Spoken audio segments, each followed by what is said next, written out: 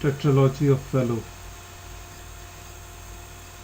Tetralogy of Fallot consists of pulmonary stenosis, overriding of aorta, right ventricular hypertrophy, and VSD, the most common cyanotic congenital heart disease in children.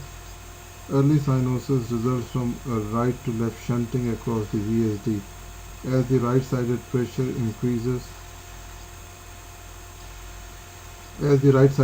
decreases in the weeks after birth, the shunt direction reverses and the cyanosis may be decreased. If the degree of pulmonary stenosis is severe, the right-sided pressures may remain high and cyanosis may worsen over time. The risk factors include maternal PKU and DiGeorge syndrome.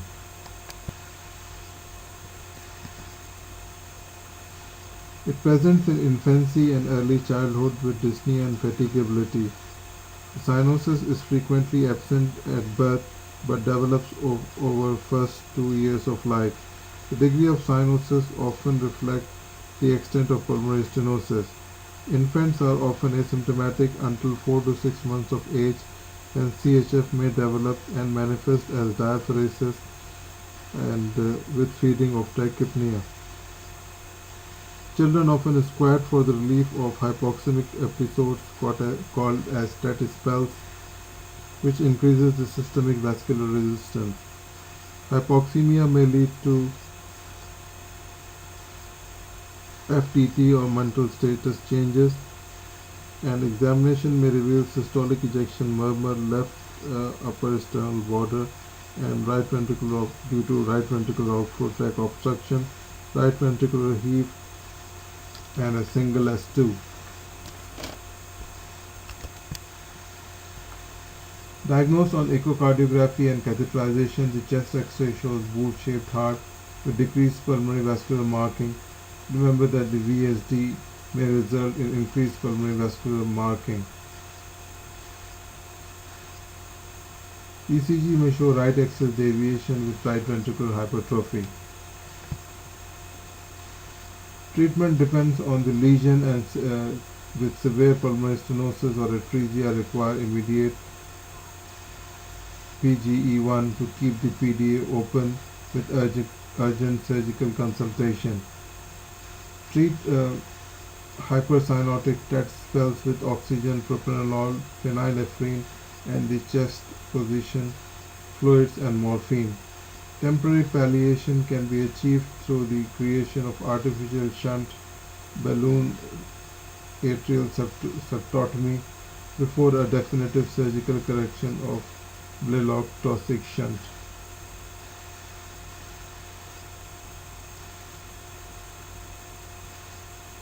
The degree of the ventricular outflow tract obstruction can fluctuate in Tetralogy of Fallot. Patient with mild obstruction can develop a dramatic spasm resulting in hypercyanotic hypoxemic spells.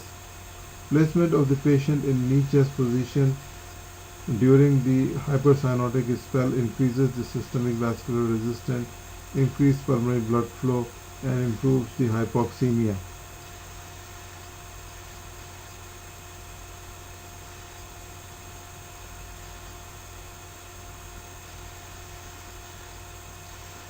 So, the right ventricular obstruction can be stenosis or atresia, along with the right ventricular hypertrophy overriding and VSD.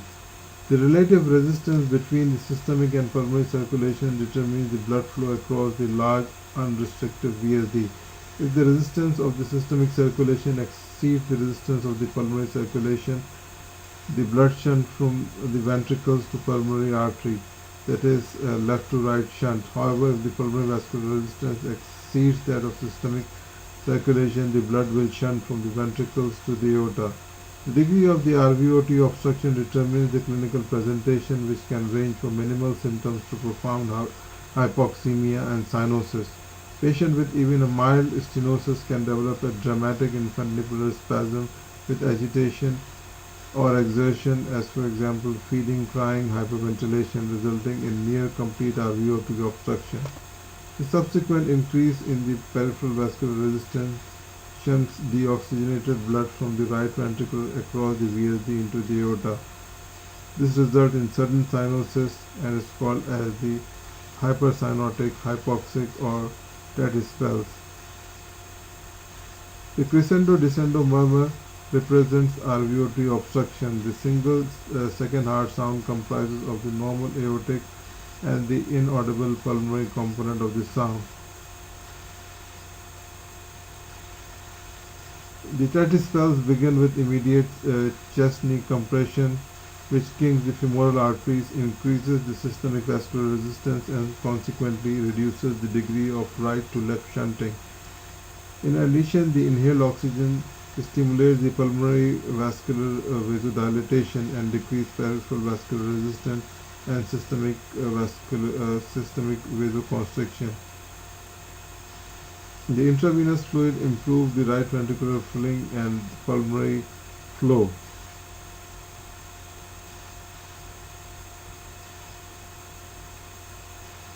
The knee-chest position can transiently increase the venous return to the right heart, and this is secondary to increase in SVR.